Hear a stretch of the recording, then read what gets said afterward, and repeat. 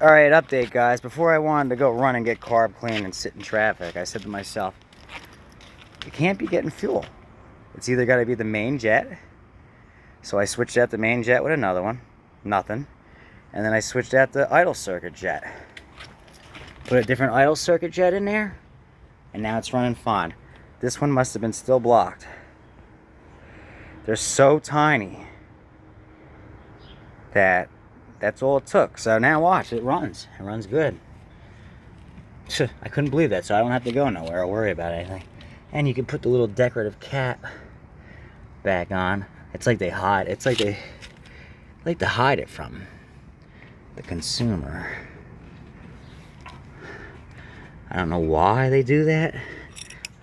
Oh, I know why. So you gotta take it to me, because I know it's there. So I'll put it back. A lot of times most people just leave those stupid things out there. Just a plug that covers it. That's all it is. It's all it is. The older ones didn't even have them. Guess we put the air filter on now. I think we're safe because it runs. And it runs good, like it's supposed to. Watch, I put the air filter on then don't want to run, right?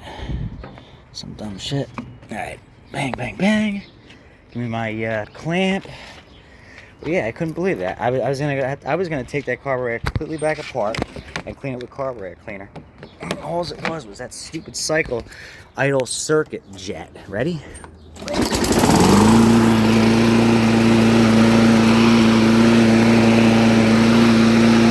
Yo, that's a strong running engine, 195 cc. Even bigger than the Quantum. I always like these engines. I don't know why people say they're bad. They're not bad at all. Because they say it's hard to get to the carburetor. It's not. You take these two muffler bolts off, the muffler comes out of the way, and then you can get to these two manifold bolts very easily. The whole assembly pops right off. I have not torn that gasket yet. And if you do, you use Johnson Evinrude gasket adhesive and seal it, and you're good. So that's it. It's simple.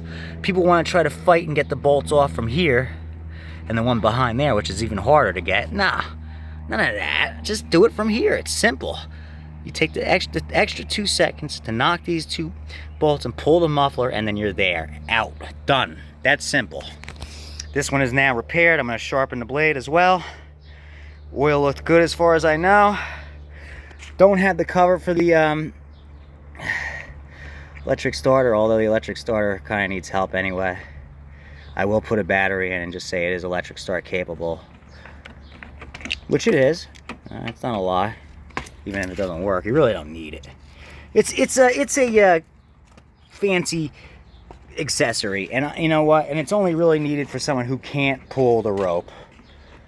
The majority of people can pull the rope. If you can't pull the rope on a lawnmower, you probably shouldn't be operating a lawnmower. So, mechanically, we're there. Like I said, sharpen the blade. Wash just like that one, and these are both ready to go. So that's part 2. I solved the solution. Don't ask me why.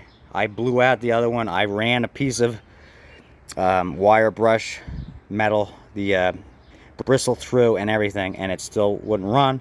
Put that one in, and boom, perfect. So there you go. If I have time, I'll see about finding a flywheel with a ring gear, maybe. If not, whatever. It's not a big deal. Alright, thanks for watching, guys. Later.